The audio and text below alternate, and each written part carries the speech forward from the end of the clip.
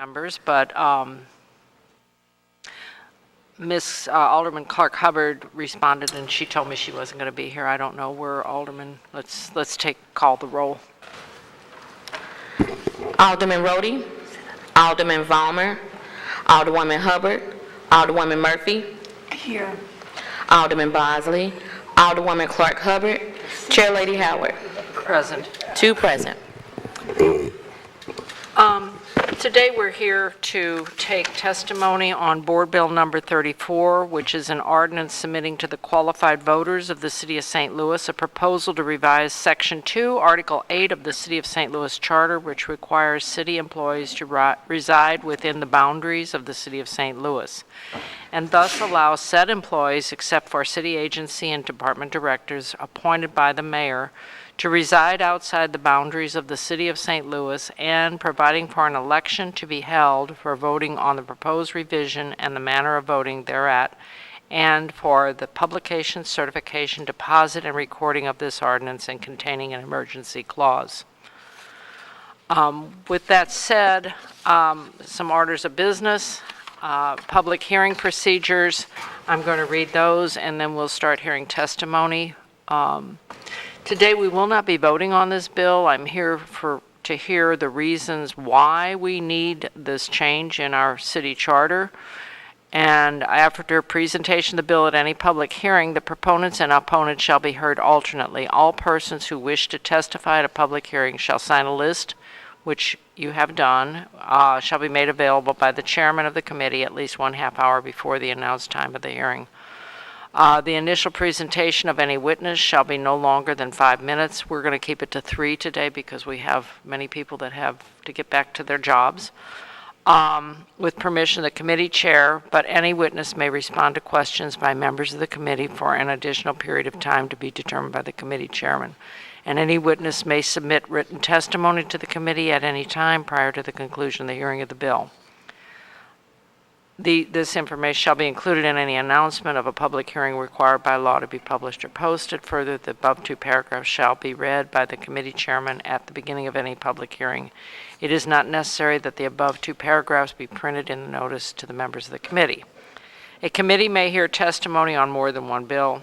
These are, okay, a list of names and address of all persons who testified at a public hearing in support or in opposition of bill, and a copy of the written testimony submitted shall be kept by the clerk. Okay, with that said, we will begin testimony. I will call Jeff Hans first. He's for it. We don't have anybody against it. Good morning. Good morning. I'm Jeff Hans with the Carpenters Union. I represent several city employees, the public sector for the Carpenters Union. Thank you for the opportunity to speak before the committee. Unfortunately, too many ears aren't here to listen to some of the stuff that a lot of the commissioners and directors are here to also testify to. I do think it's time that we change the residency rule. I know it's a very contested issue, but being someone who transplanted from Jeff City, it was very difficult for me as a single man 30 years ago to make that trip and be able to finally purchase a house in the city on the income that was offered by the city. Let's be frank, the wages are not that great. To transplant a family into the city within 120 days is awful difficult. That's why you're having problems recruiting in many of your departments. A lot of discussion the last time this came around was waivers are the answer. They are not. It's a temporary solution. The employee will have to reapply every year, and if there is an interest in that position, then they will be required within 120 days to move in. Sorry, my voice is going. I was at the game last night screaming, so apologize for that. So I really hope that this time we get it before the voters. I don't think there's going to be a mass exodus of city employees, but there are some that are living beyond the rules, and I don't need them caught up and lose them as well. I will be representing them if that happens. But I just hope that we get favorable response this time from the board so we can get it before the voters. Thank you. Thank you. Next person, 4. We don't have anyone against. So Ken Mitchell Battalion Chief for the Firefighters Local 73. Good morning, Mr. Chairman, members of the committee. My name is Ken Mitchell, fireman in St. Louis City. I'm here to speak in favor of the bill. As you know, right now we have a residency relief, which is 7 years, but that's contingent on the schools. So schools have been accredited a little over 2 years, so that could be coming up. But the big reason here that I believe we're for it is, as you can see from the police, getting people to apply for these jobs. We're down on the police force, which I'm sure the chief is going to tell you. If you talk to the director of personnel, there's people that don't have the skills here that we have to fill these jobs in the city. So it's beginning to be a real problem. And on our side, especially our EMS and our paramedics, if you look at it across the United States, we're down EMS people, and people aren't going into this profession anymore. And here in the city, or in our area, everybody around us pays more money, so why would they come here? So it's really going to be a problem, and if you open up this employee clientele, it's going to save us, and the sooner the better, because we're going to be hurting. It's coming, and you can see it, the writing's on the wall. Everybody around us starts them at $5,000, $6,000 more for EMS and paramedics, and the firefighters also. We're losing firefighters, we're losing paramedics, we're losing police officers. And public safety is the real issue here, even though this is for all city employees, which I believe it's your First Amendment right to live wherever you want to live. That's my personal opinion. But we speak in favor of the bill, and thank you for your time. How does your lack of personnel for EMS and paramedics affect your response time? As you know, we send a fire truck also on anything that's life-threatening. So we usually get there before them. They'll have 12 units on the street for the whole entire city of St. Louis. Right now, I don't know the number that they are short, but sometimes you'll have 10 units on the street because they can't get these guys in there and can't get the people to work overtime because they're already overworked. So the response time is unbelievably horrible. They do have a couple, Abbott and Gateway, that come in, but a lot of times they're in UA also, which is no units available. So you're waiting a long time. Even when fire trucks are on there, which is basic EMS, you're waiting a long time before you get paramedics on the scene. Okay, I think that's critical. Oh, okay, Very thank much. you. Thank you very much. I'm taking the people that have signed up first, and then I'm going to take the department chairs that I've asked to attend, just so you know. Frank Oswald, Building Commissioner.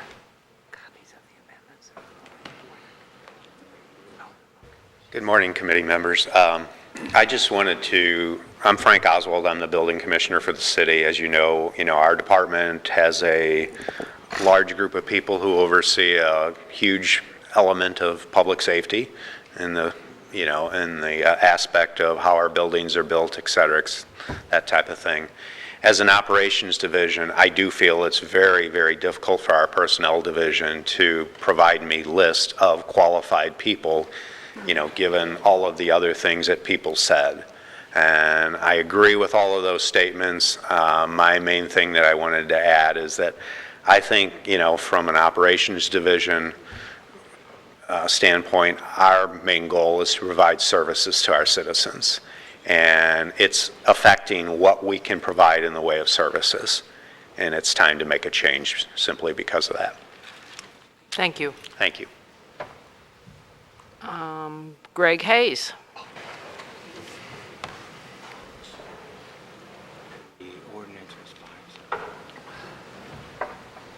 Chairwoman, fellow Alderwomen, I appreciate the opportunity. I'll be very brief. The reason I'm here is I'm the Director of Parks, Recreation, Forestry, Soulard Market, and Brightside St. Louis, all fall under our purview. I would contend we have a voluminous system of operational services we perform, and citizens rightfully demand those services from our department, but we're ill-equipped at this time and have been for many years to provide them adequately to my satisfaction and the satisfaction of our folks that work in our department. Let me just highlight a few examples that I think will surprise you, but perhaps you already know. We have about 40 people in our trades section in parks.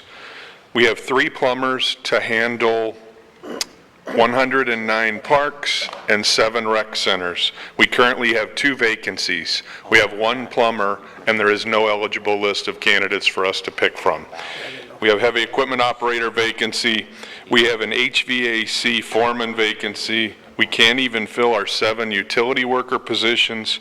And I think the most amplified issue I have here with parks is we have 1 electrician in parks for 109 parks and 7 rec centers, and we have a painter vacancy.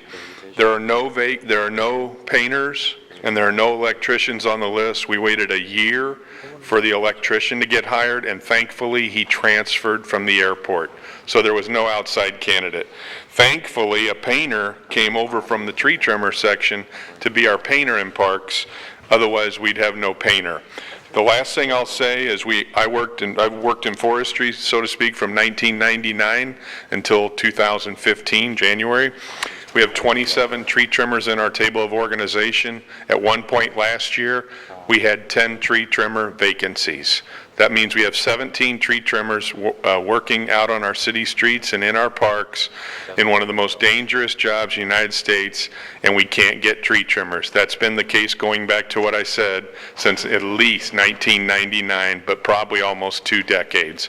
We can't get these folks, and citizens deserve these services. So I am here to say something has to change. We go to bed at night. We care about our jobs. We take pride in our jobs. I believe everyone in our department does. And it's very difficult to take that home at night and try not to, because the next day you're dealing with your arms tied behind your back a lot of times. So we're looking forward to any way we can better our recruiting, get these folks to work for the city. I like working for the city. I like my neighborhood. I like my neighbors on my block. So hopefully we can fill out our table of organization one of these years, and I really appreciate your time. Thank you. Thank you. Jamie Wilson, Street Commissioner.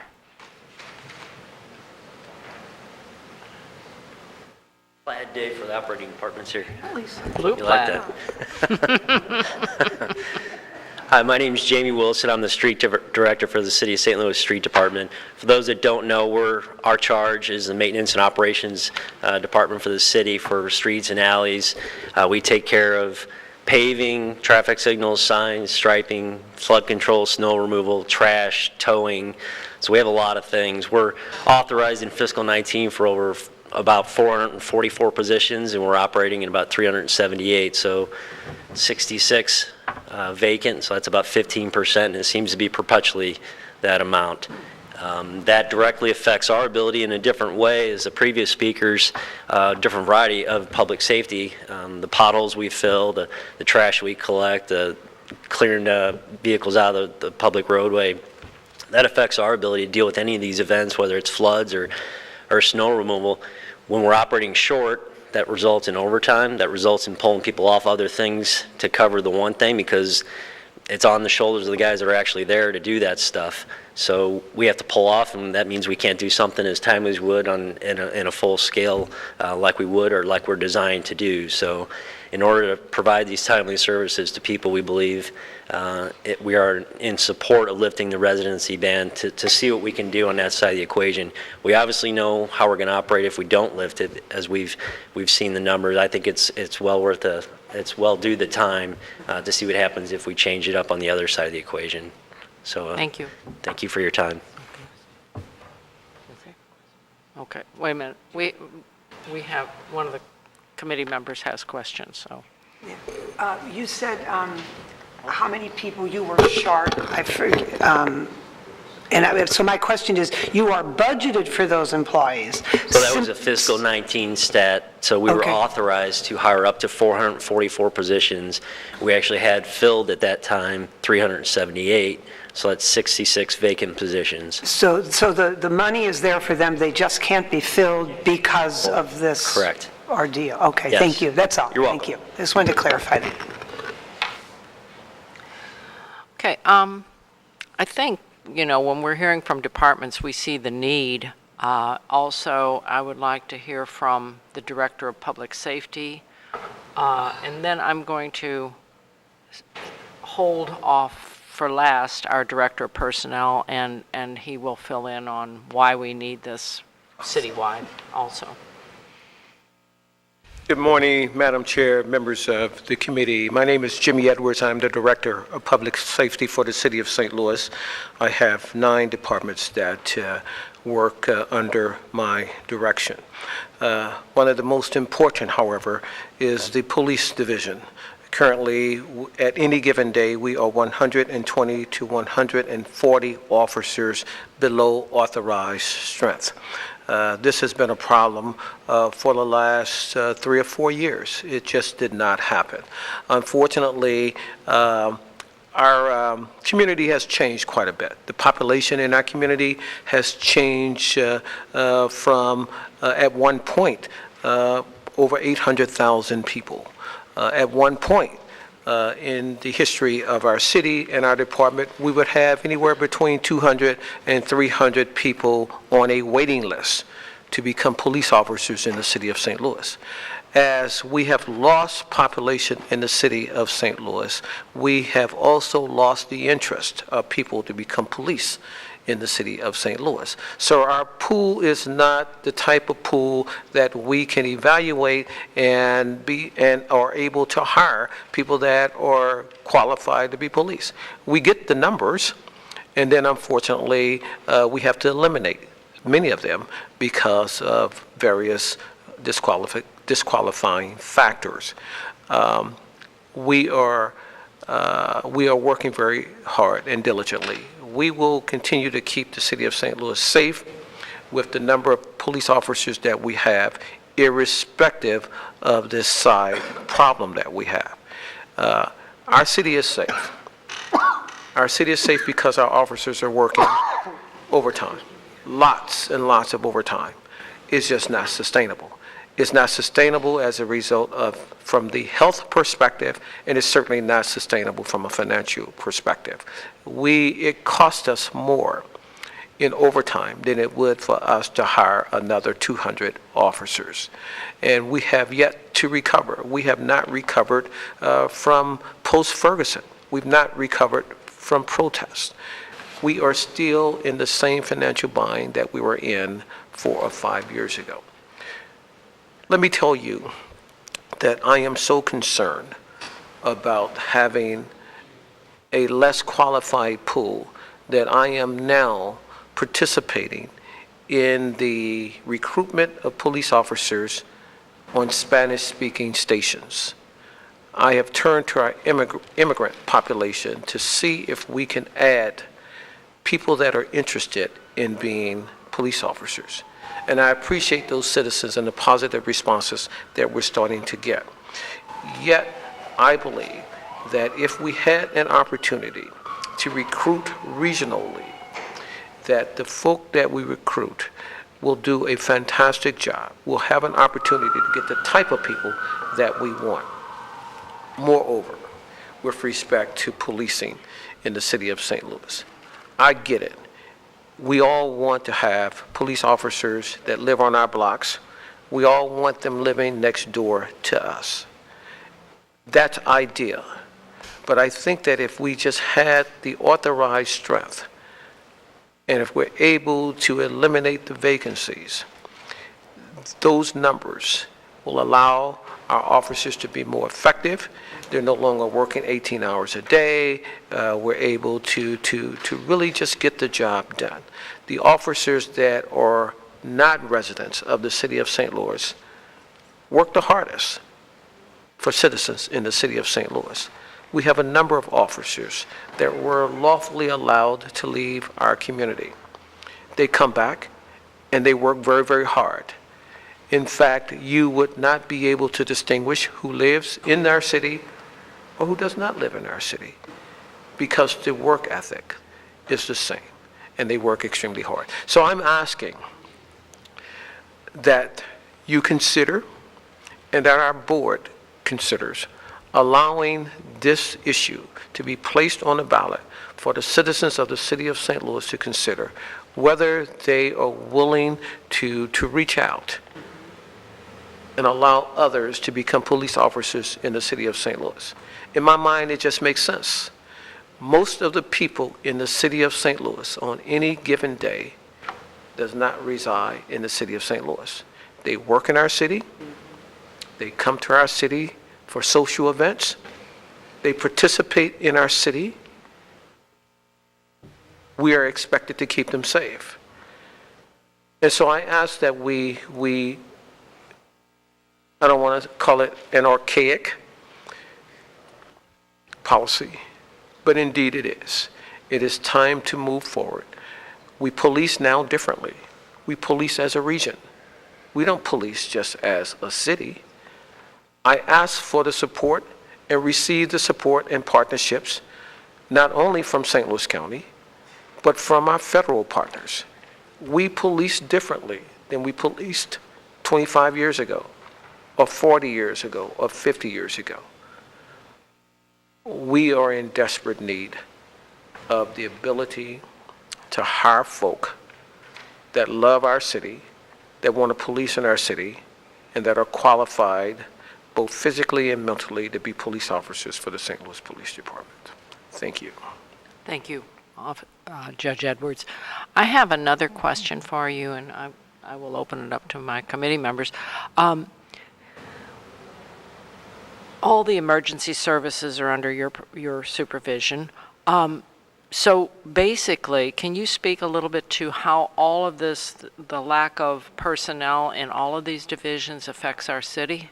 Absolutely. Okay. I believe that our fire division is probably in pretty good shape. We have a list of firefighters that I think do a great job. So I have less concern about our fire department, our fire safety.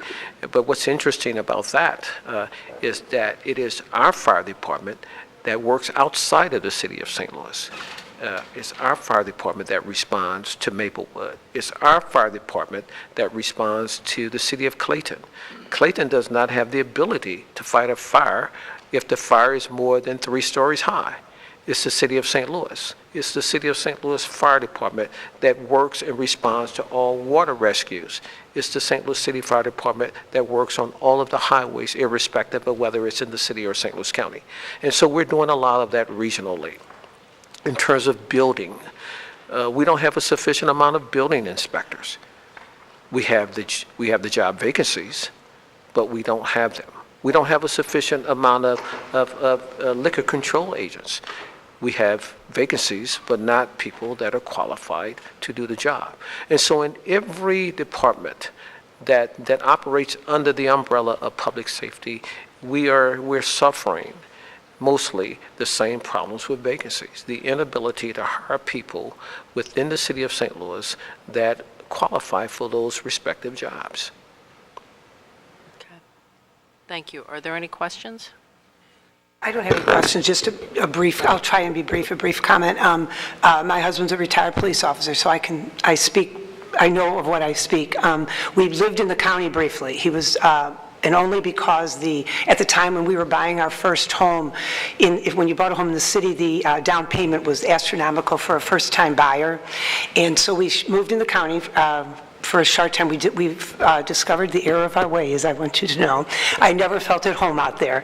And my husband was grandfathered as a police officer, so he could live anywhere. So we, we're out there, say 5 or 6 years or so. When it came time to buy our second home, wanted a bigger home, we both wanted to come home.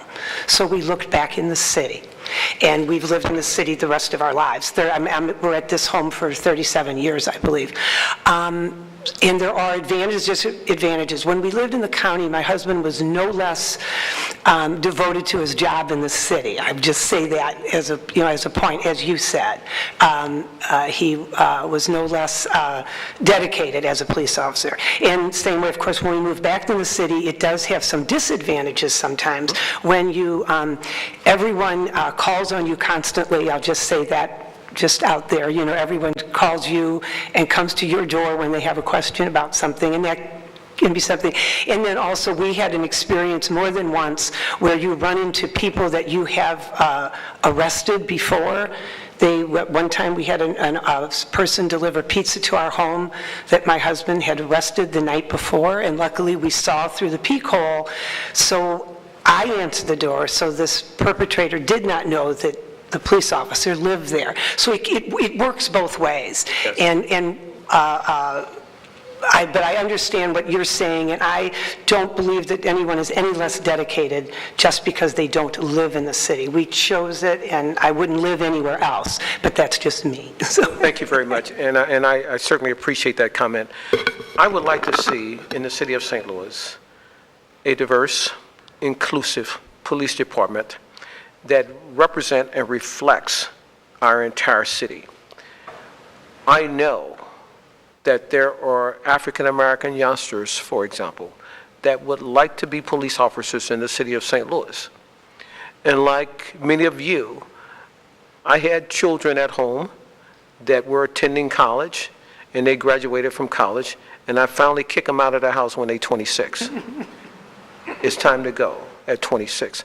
I know that at 21 and 22 years old, many of those youngsters cannot afford to move into the city of St. Louis, pay rent or a lease amount, and be able to live a quality life. Most of them are still home with their parents, and they would come to work in the city of St. Louis and go back home to their parents until they're able to accumulate enough assets where they're able to move. And I hope that they will move or would move to the city of St. Louis. In fact, the numbers of millennials that are moving into the city of St. Louis increased last year 13%. They want to come to the city of St. Louis. In fact, that number is greater than the numbers that are moving to St. Louis County. And so we have an attractive place to move to, but it can be expensive. It would give these youngsters an opportunity to start a career in the city of St. Louis, stay home with their parents until they are financially able. And so those folk are there. It gives me an opportunity to go and to get those people and to get them interested. How do I know this? Well, I know it because we have cadets that are not necessarily required to be in. Many of them don't live in the city of St. Louis. Many of them are African American and female. Many of them want to be police officers. We have to give them a process and an avenue and a pathway to come into the city of St. Louis to do this job. Okay. Alderman Vaccaro, do you have questions? Just a statement based off of an earlier comment. I have 2 kids in the police department. One also is firefighter. I don't think you're going to see the mass exodus. My kids are both grandfathered into where they can live anywhere they want, yet they choose to live in the city. So I don't think you're going to see this great mass exodus. A lot of us love the city. My other son, who's a firefighter, is a firefighter in the county, yet he chooses, and he better choose, to live down the street from me because that's where my grandkids are. But there's a lot of police in my neighborhood that have had that could have left at any time. I think the fear that they like to throw at people saying, oh my God, this will be the end of the world, everybody's going to leave, it's untrue. And I know other policemen, but I can speak from personal experience. I have 2 kids that could live anywhere they want to live, yet they both choose to live in the city. So that idea that everybody's leaving if we do this is wrong. And I support this. I think choice is important. And again, my son who's a firefighter in the county, and it's kind of in a well-to-do area, he probably couldn't afford to live there anywhere. I love the fact that he has that choice, that he can live down the street from me, and I can see my grandkids every day, even though they're getting very old. So that was all. I just wanted to make that comment. I don't believe there's going to be a great mass exodus of people. Thank you, Alderman. Thank you, Alderman Vaccaro. Thank you for your testimony, Judge Edwards, and I think that it's important that everybody understands how important this board bill is and getting this into legislation and into changing our city charter. I appreciate your time. And at this time, I'd like to call Commissioner Hayden. Thank you, Madam Chair. He can speak to his experiences with the police department and how they affect his manpower and the the safety of the city. Yes, ma'am.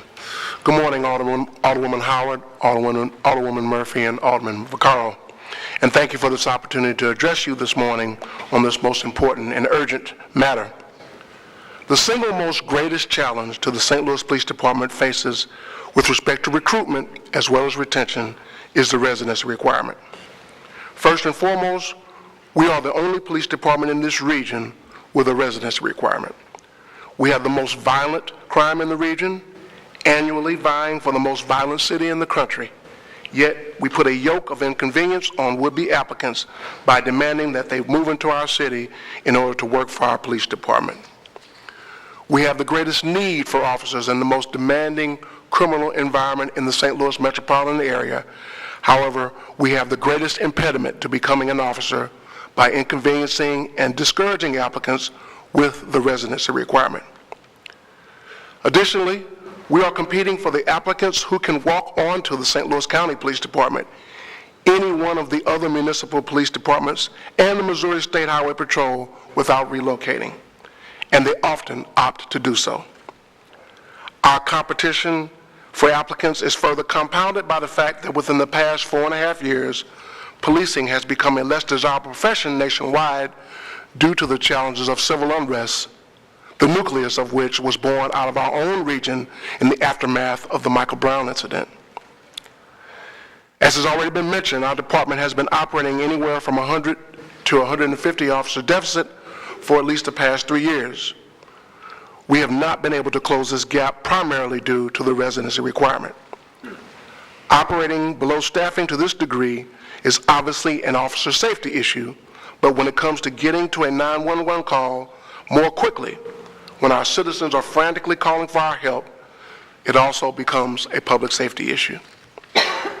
Since I've been chief, when selecting a class, I have literally picked all eligible applicants to make up a class of 25 to 35 applicants with no eligible spares remaining. Our current attrition rate is 10.46 officers per month. That's 126 officers per year. Since I became chief in December 2018, I have only graduated 123 officers. The math speaks for itself. I have been unable to gain any ground with respect to closing the officer deficit gap, which we are currently experiencing.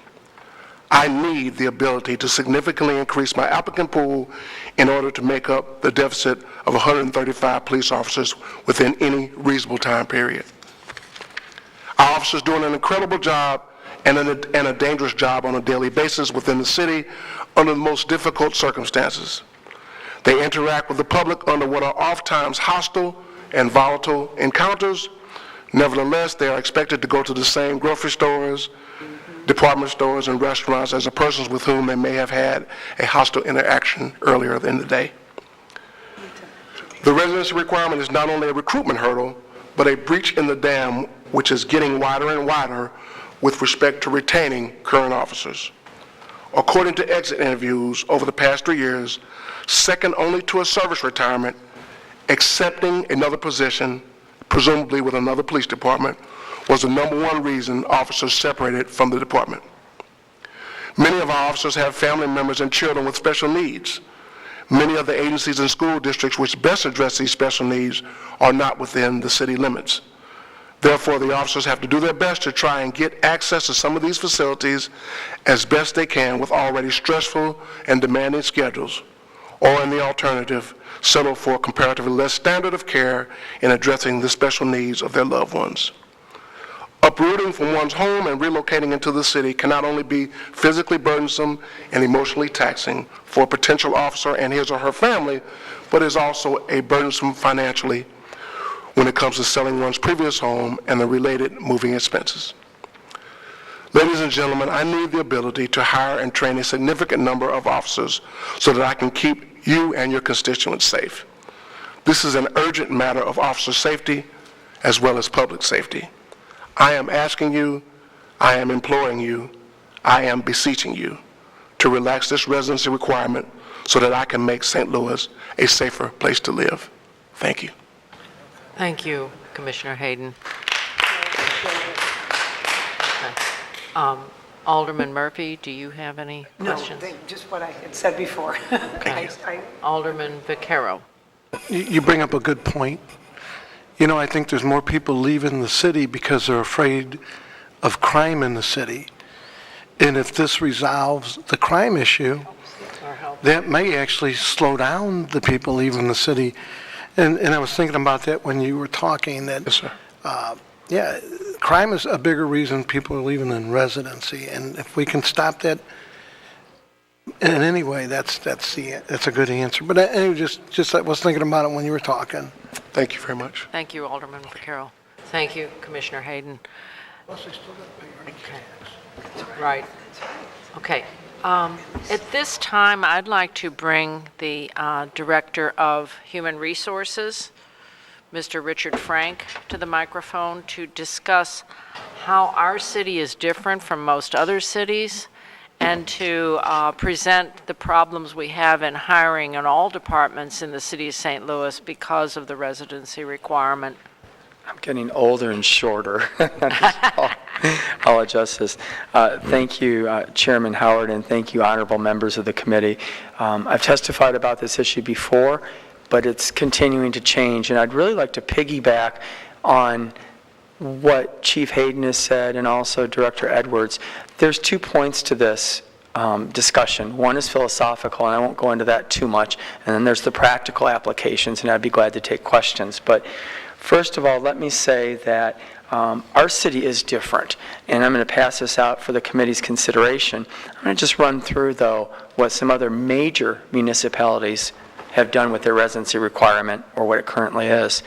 City of New York, no residency requirement. Los Angeles, no residency requirement.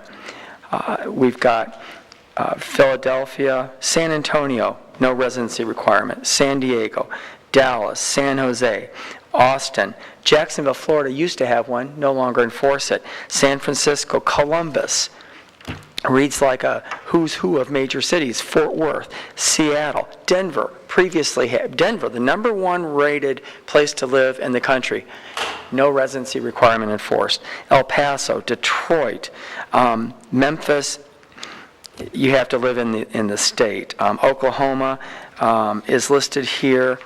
Knoxville, Louisville, no residency requirement. This was as of January of 2018, so I'd like to pass this out if I could. I've got extra copies for the committee members' consideration because I think philosophically it just speaks to the fact that we're in a different world. People telecommute, people are able to respond and do their jobs to a wonderful extent without living in the city or even the county. So I would like to echo those sentiments. The other thing I'd like to piggyback on is Alderman Vaccaro's talk about would there be a mass exodus. I monitor this. There has not been. The last time I looked at this issue, we had, which was last year, out of 1,860 some authorized positions in the police department, only about 550 people have chosen since we took them over in 2013 to live outside the city of St. Louis. And actually that number dropped to 700. I'm sorry, pardon me, it was about 770. And that number has dropped so that we now have fewer people living outside the city of St. Louis. Same thing with the fire department. Only 260 people out of 830 have chosen to live outside the city of St. Louis.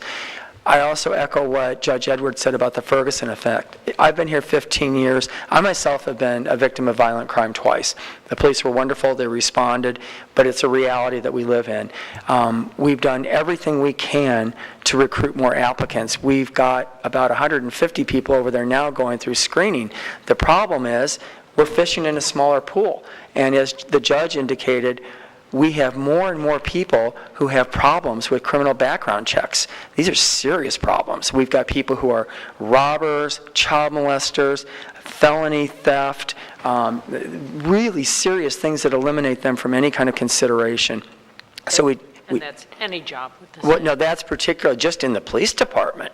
So you would think that these people would screen themselves out, and they don't. So while we may have a lot of number of people that we refer over, they either fail the background checks or they fail the psychological checks, which are very important, so that we have people who are able to interface with the community.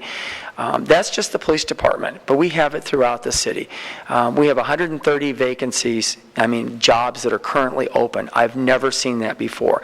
Half of them we have to keep open all the time. We've had to change our minimum qualifications in order to get enough people to certify the departments. We've established special recruitment rates to try and incent people to come in. And by that I mean the minimum of the salary range has been bumped up. I now have 2 pages of recruitment rates that I've had to establish. We've done what we call retention increases. They were correct when they said, I believe Mr. Mitchell talked about problems with the fire department. Well, fire is okay, but when you look at EMS, and particularly the paramedics, we have 20 vacancies that we cannot fill in the paramedics. And I've tried to address it with pay. Our pay is slightly lower. It's actually competitive with the region. But despite that, we were losing people. The last time I checked, which was a few months ago, our paramedics leave after 18 months. The workload is too heavy. They will not comply with the residency requirement. They can't do it. We offered people a 10% increase if they will stay for 3 years, and it has not impacted anything. So we are really at a crisis level right now in terms of being able to staff positions. Pardon me. And that workload is because we do not have enough paramedics, EMTs to Absolutely. satisfy the demand. So I work they're with working Director- overtime and... Yes, ma'am. Yes, people are working overtime. We've done all sorts of things in terms of addressing the pay of some of our hardest working, lower paid people in the water division. You heard testimony last year about that. Utility workers, traffic workers, et cetera. It's just not enough. One of the things that we are doing is I've got an E&A committee for a consultation with a specialist in compensation. I think we've got 4 finalists that we're looking at. But really, I think the heart of it is the residency. When we go out to job fairs, 50% of the time, people say they will not look at city employment because of the residency requirement.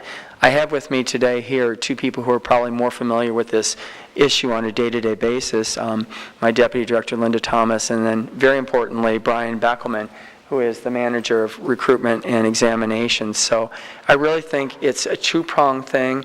It's both the philosophy we haven't kept up, but also the operational, practical issues that I've talked about. So I'm happy to take any questions. I've spoken before, so I don't want to getting old and repeating myself, but I think the committee certainly has heard some very meaningful testimony that I support in terms of the challenges that we're facing. Alderman Murphy, do you have any questions? No questions. I concur with what you've said. Thank you, Alderman. Alderman Vaccaro, questions or I hate comments? to keep making comments, but when you talk, it reminds me of something. So we're 20 paramedics down. Yes.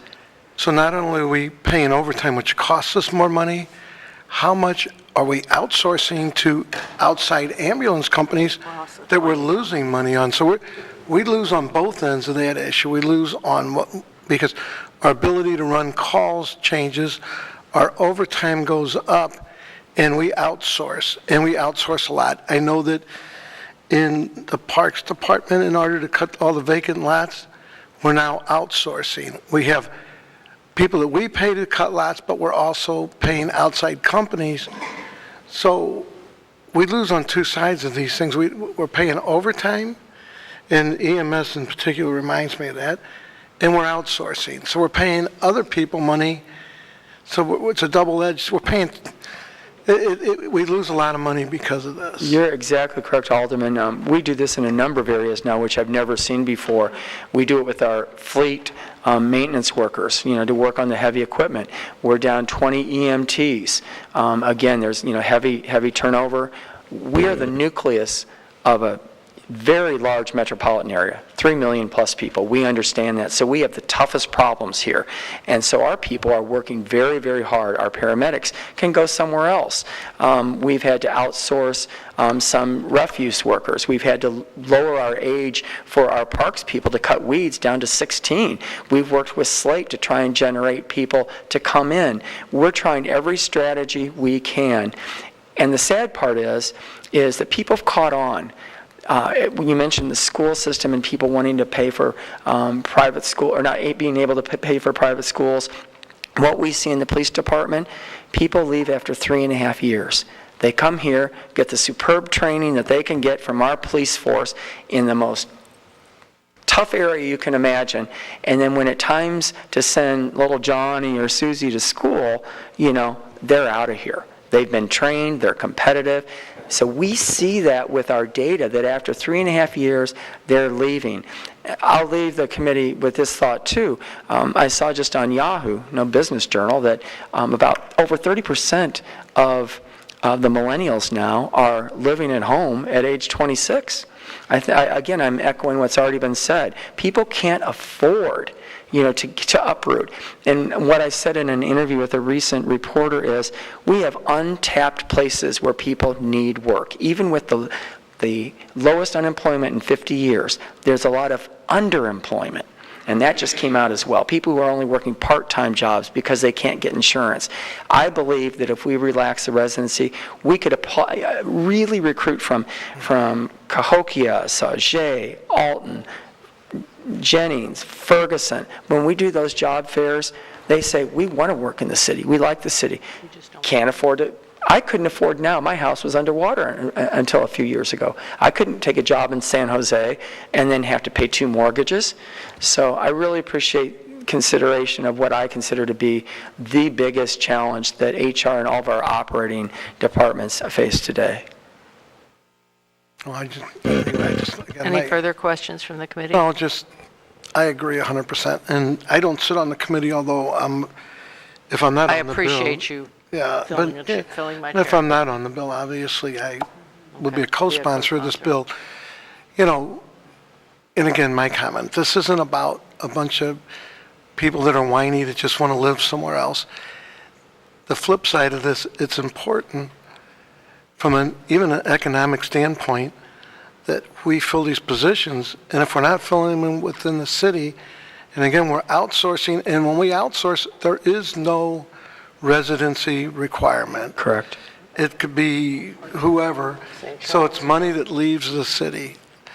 So for the people that might say, well, this is just a bunch of people that are whiny or want to leave, it's the flip side of all of it. It's important to the city that we fill these positions from an economic standpoint. It's a money savings, and the people that would choose to leave still are going to pay us our earnings tax. I think that's an excellent point, and you brought up the instance of like EMTs, et cetera. One of the other things that happens is, for instance, if we don't have enough people, we have our firefighters who are qualified, if they maintain their license, to ride. And so we're having then to pay them time and a half at the firefighter rate, which is higher, or to these outside agencies. So I think, Alderman, you've hit upon a real key point. The work still has to get done. It depends on where the money's going. Can you speak a little bit about, the firefighters, police, and some people having the legally living outside the city limits and the liability the city's taking on with that? Yes, I'm a little concerned. It has not been litigated, but we have 3 different sets of standards of residency, and it's very complicated. I think I was quoted as it being Byzantine, which is like very Arabesque and confusing, but it really is. For most city employees who are civil service, after we go through a working test period, we have the 120 days to move into the city. Plain. The police, because of a state statute, if they were hired prior to 9/113, after living in the city for 7 years, they can move out. But the clock is ticking, because that's a long time ago, and all of our new recruits would have to be presumably would have to abide by our residency protocol. And then we have the firefighters who got state legislation. It was challenged, and because of a Supreme Court decision, which the city lost, the firefighters get to move out of the city, and anybody in the fire department can move outside the city after working for the fire department for 7 years, provided, however, that the schools are only provisionally or not accredited at all. Well, in 2017, they were accredited. So now we're down to 5 years, and that clock is ticking. And I'm concerned, as an HR director, always about treating different groups of people differently. And then when you just look at this sheet to see what other major municipalities have done, we're just out of sync. So I think there is some concern there, and concern about, the charter doesn't give any provision for once you've moved into the city of moving out. It was written many years ago, and I wouldn't question why they did it at that point in time, but it's a different day and age now.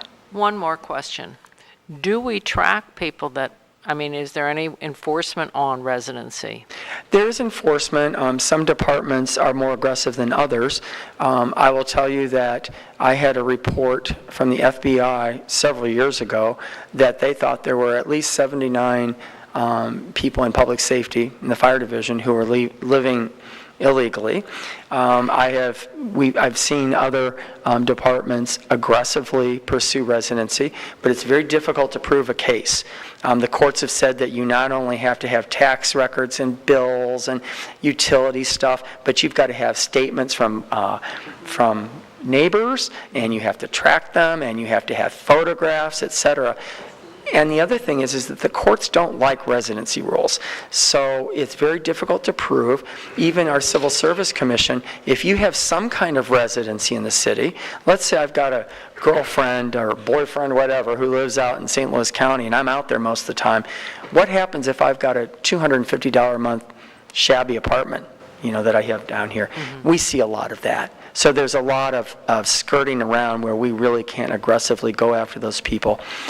And one last thing I do want to add, because this was Alderwoman Howard's suggestion, or at least thought, and also Mayor Cruzen brought it to my attention, is instead of framing this negatively, maybe there's a way we can incent people. Maybe give them a special kind of, I won't call it bonus, but incentive on an annual basis for living in the city. They could sign an affidavit, and similar to like when the firefighters take a physical exam and give us proof, they get $500. Or if the police take a physical exam, they get $500, and then they take this abilities test and they pass it, they get another $500. We have the authority under our compensation ordinance. The board has given me that authority to do that already, and I'd be more than happy to work with the Board of Aldermen and any of the different departments to implement something like that. I'd like to include that in the bill, so maybe we need to have a discussion offline and get that into my That'd be wonderful. legislation. And I'm not the smartest guy, but I know a good idea when I hear it. I think it's a wonderful idea. So you brought it to me, so thank you. Yeah, it was just a matter of, I guess we have to find the money, because we're not the richest city in the world either. Not rich, but. So, are there any other questions or comments? No questions for me. Okay. All right, thank Okay, you. thank Did you you. want to bring your, Ms. Thomas and... Brian, is there anything that you'd like to add that you see maybe that I don't? Did they have anything to add? Thank you. We get residency points on exams that the board passed. You get 5 points if you're a resident. So if I'm looking to be a police officer, I get points. If you don't, now, I should say, let me rephrase that. You get veterans points, you get residency points. Brian, you want to come up here? Sure. He's the exam manager. Okay. You get all these points, and depending on what you get, depends on how many you get. Oh, okay. It reduces, some reduce, some don't. You know it better than I do. That's scary. State your name.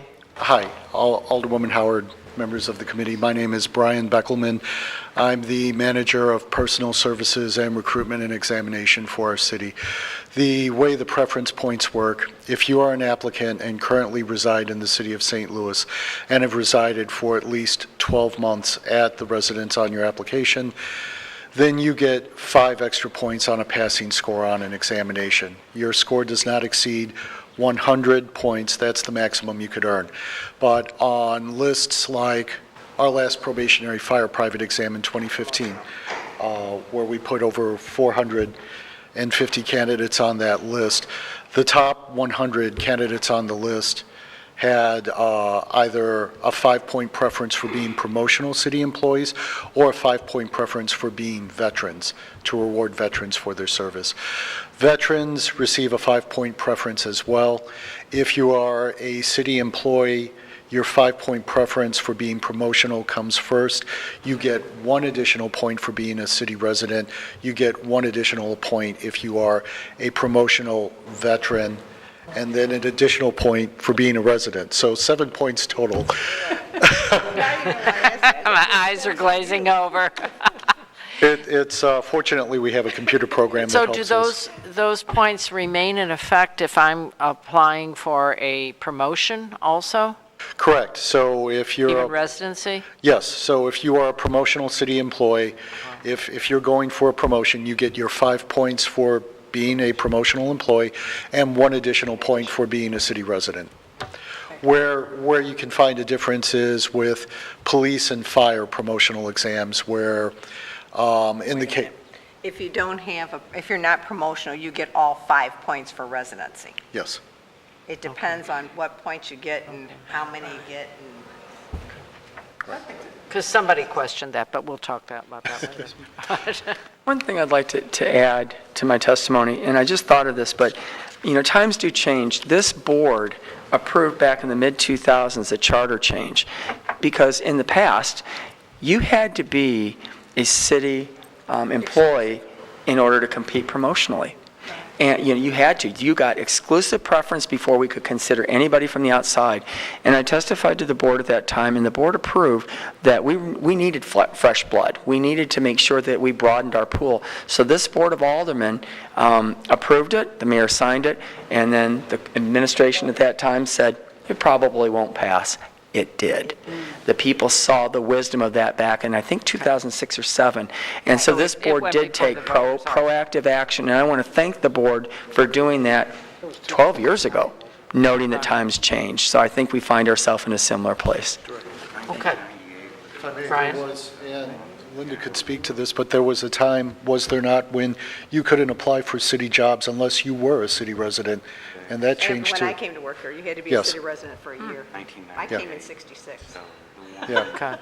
so, So, Well, yeah, you had to and- be a city resident for a year. And I think this, you know, we are a region, you know, and I think people, we need to cast a wider net to get people where we need to have them, so. the only last thing I'd like to add, and it's just to me common sense, when I've had to call the police department, when I've had to call for an ambulance for a family member, the last thing on my mind when I need public safety assistance is, where does this person live? Yeah, When you I don't go ask, over to "Are City you going to Hall. send me a city resident?" Right, right.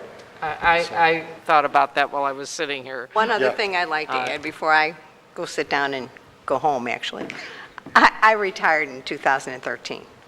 I came back to work at the request of the Director of Personnel because he lost the majority of his staff. And I work hourly. I only work usually half a day a week, if that. But I don't have to live in the city because I work hourly. Anybody who works hourly in this city does not have to live in the city, which really is kind of strange. Joe's my alderman. He can verify right where I live. But I didn't move, and I don't believe there'll be a mass exodus if we change this. I don't either. I mean, I have police and firefighters Here. that live around me that have been there as long as I have, So which do is I. a long time. So, and I don't think they're picking up sticks and moving unless it's to the nursing home. Absolutely. Yeah, I like me. promise this is the last thing I'll say, but I said this last year, just by even saying that we would consider a residency waiver, we got 300 applications in 2 months for corrections and achieved the highest level of staffing that any of us have ever seen, because people, it took that fear factor away of not being able to sell your house, et cetera. So I think that this would be a tremendous boost for these people, you know, to see that big yoke, that big fear was taken away. So again, thank you. Thank you, everyone. I see Ms. Hagley out there from Parks, did you want to testify? I mean, if you'd like to, I know you didn't sign up, but The only thing that I would have to say is, and I know we talked about the police and we talked about the firemen, but I think this is across the board with all departments. And I think the other thing that hasn't been brought up is the morale of the employees that currently work within the city.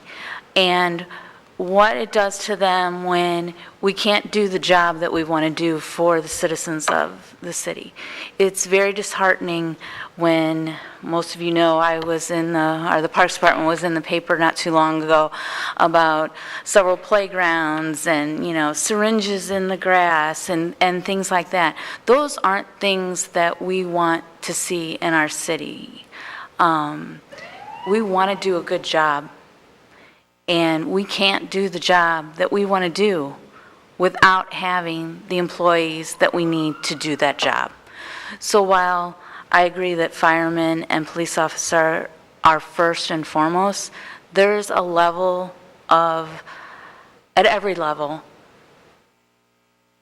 a disconnect there where we don't have the people that we need to do the job that we want to do. I've only been park commissioner for 2.5 years.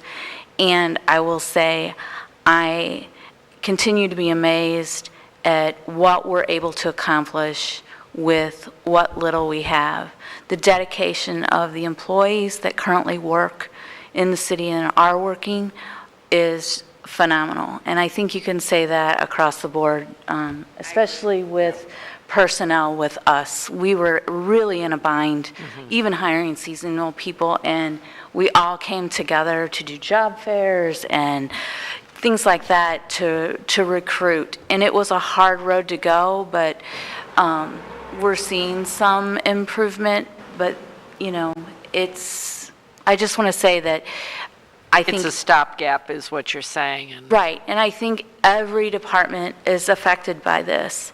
You know, if personnel can't hire the people that they need to recruit, to process paperwork, that it's a trickle-down effect for all of us. Right. And it's not just personnel. Like I said, it's us, it's forestry. You know, those are near and dear to my heart because that's where I work. But, you know, I don't want to see playgrounds in disrepair. I don't want to see things not painted or trash not picked up or glass on playgrounds and things like that.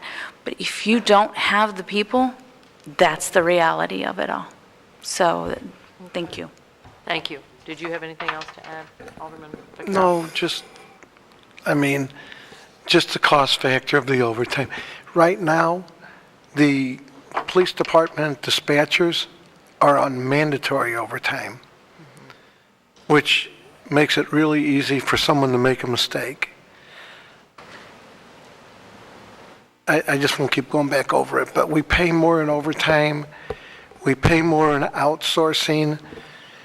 We can actually save money by getting rid of the residency, bringing in the people, quit paying outside sources to do the jobs that we can actually pay ourselves. And we can also control how the job's being done. We can set our own standards.